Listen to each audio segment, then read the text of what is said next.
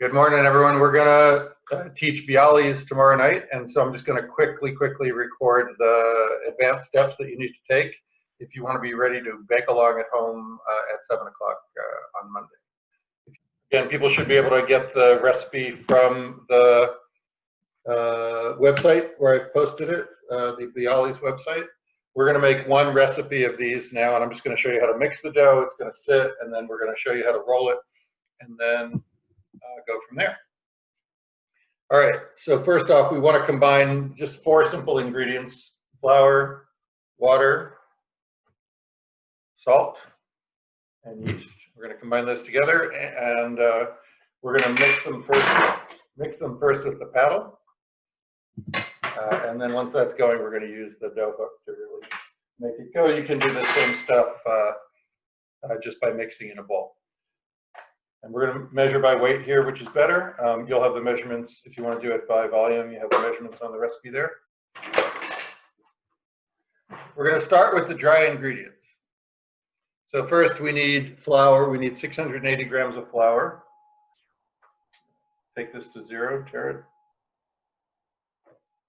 I'm using here bread flour. You can probably get by with any kind of flour, but the Bialys, they'll do better with some kind of a high gluten flour, like a bread flour.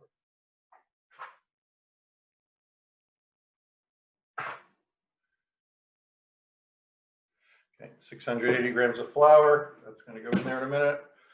We're going to do yeast. We need 4 grams of yeast, relatively small amount, but a little bit more than you put in bagels. And we need salt.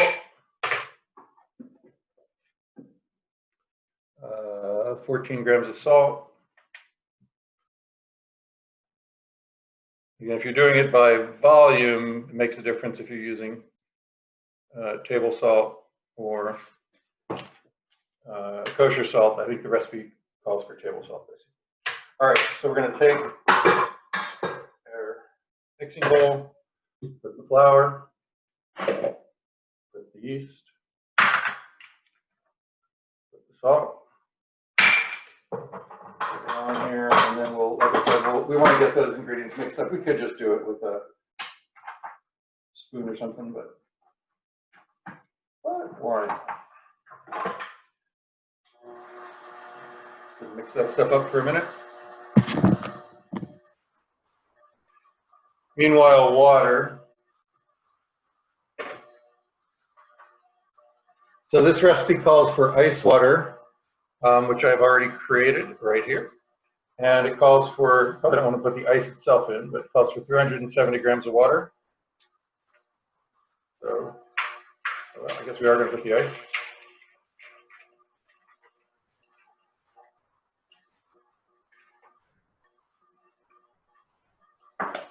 Close enough.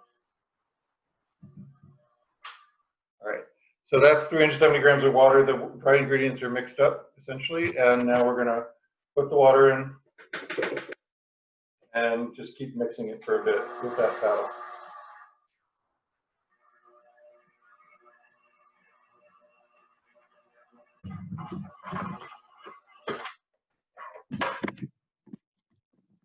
Be able to see the ingredients in there as they're mixed.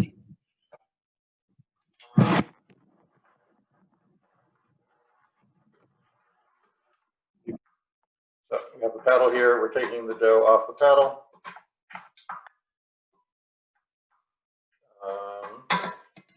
And we are going to put on the dough hook.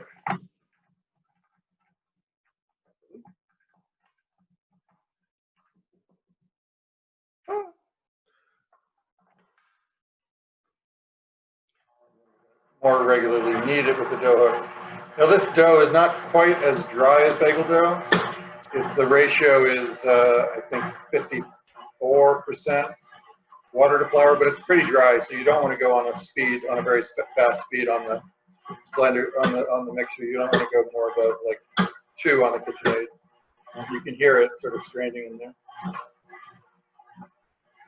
The other thing is, you can make a recipe and a half of this or bagel dough, but I wouldn't do more than that, again, because the motor can only take so much.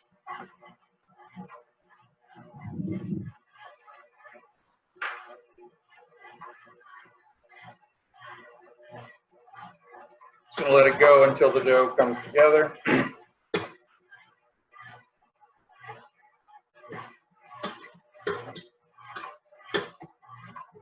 What is going on? If it's straining like that, we really don't want to go any faster.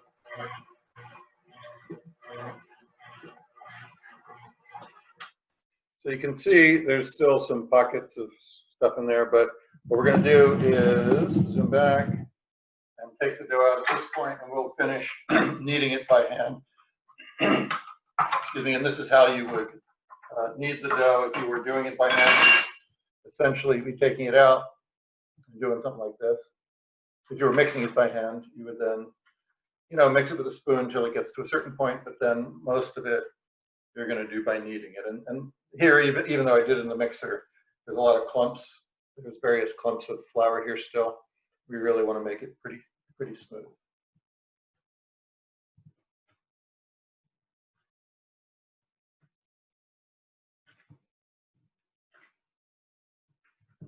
Turn and push. Turn. Get it pretty smooth because we don't want mouthfuls of dry dough later. Now you can see it's not totally smooth, but it's getting a lot smoother. Kind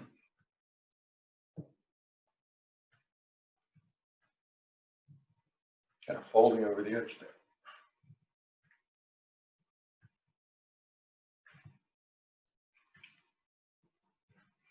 All right, I think that's good enough. So we're going to kind of shape it into a basic thing there. So now we need to let the dough rise. So we're going to put it in a bowl like this. Just cover it with a plate. Put it in a relatively warm place. I'm putting it over the stove. Yeah, I believe the dough will need to sit now for 2 to 3 hours, I think, until we're ready to shape it into individual balls, and then those will sit for about an hour or hour and a half, and then we'll be ready to shape the bialy.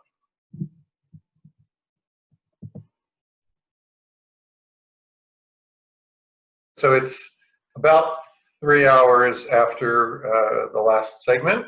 The bialy dough has been sitting in a somewhat warm place in a bowl for, like I said, almost 3 hours, and now we're going to divide the dough and then proof the individual balls of dough.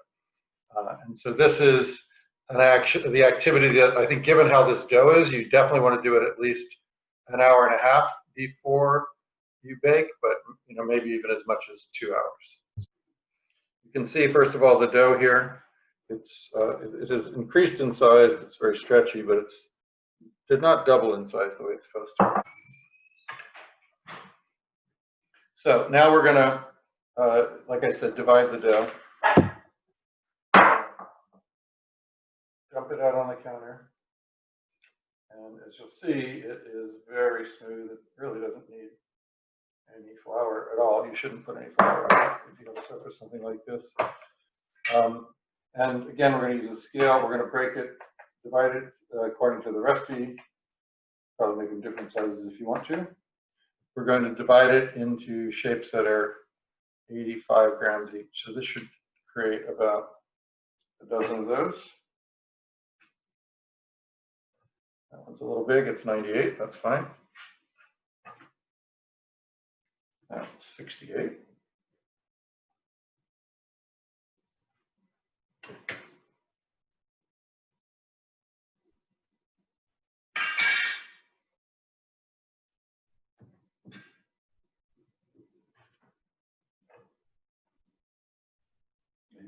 Perfect. Yeah. So I'm going to stop there just to show you how we're doing this. So essentially, we want these pieces of dough in fairly smooth, round balls that we're going to let rise further, and then we'll be punching down the middle of them so that to make the sort of bathtub for the bialy. So here's how I'm doing that on this surface anyway, sort of rolling it. I'm not sure if you can see, but I'm letting the counter really do the work as the dough sort of grabs onto the counter. I'm not sure how well you can see, but you get the idea. But it's sort of almost making a net, yeah, almost like a net with my hand, and then having the dough kind of pull. You want to make the skin as taut as possible, and you at least want to make the top of the dough, smooth, and have the dough folded under. So there's the top of this one. The bottom is imperfect. Probably keep going longer, but I think the key thing is to have that smooth top. So again, starting with this, and then putting it in the cave there. If we had put flour down, this would not be working. We'd be having to figure out a different way to shape this. One last one.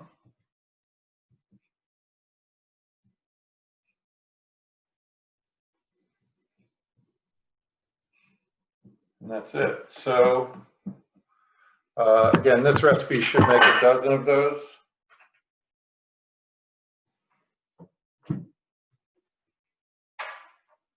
Then we're going to take them and put them onto a baking sheet. Ideally, you want that baking sheet to be covered with parchment. If you have it, if not, you can probably put down a little bit of flour, but I think parchment papers we can do. And we're going to, without putting any flour on them, put them down probably 1.5 inches apart. So then we're going to get plastic wrap as well, and we are going to clean sheet, stretch it out in a way that is big enough to cover these guys. You could probably cover them with a towel as well, but you really don't want the skin. You want them to be able to kind of grow freely and not have the skin drying out. There they are. And it says we're going to leave them until they sort of double in size again, and that's probably going to be about 1.5 hours. So that's what we're doing, and so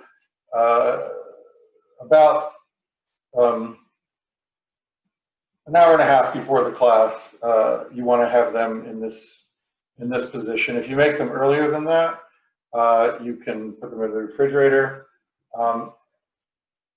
If you make the dough more than 5 hours, 4.5 hours in advance, at this point, at the point when it's been about 3 hours or so and it's doubled, you can put this into the fridge. So basically 2.5 hours before you're baking, you would want to take it out. Frankly, you could probably do either. You could either do this sort of shaping first.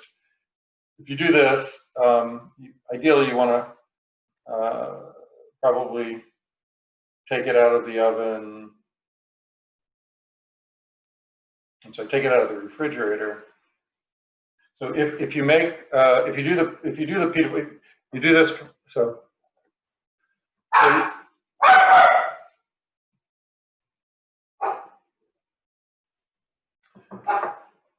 So you'll prepare this dough for 3.5 hours, depending on the temperature and so on, until it has doubled in size.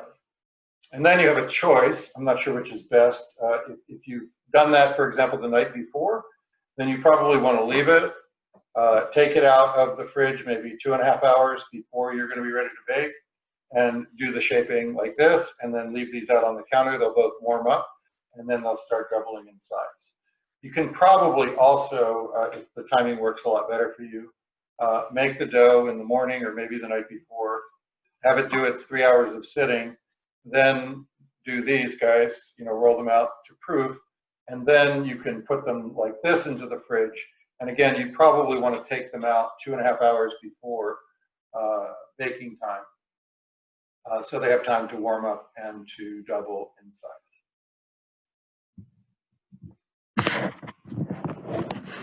That's it.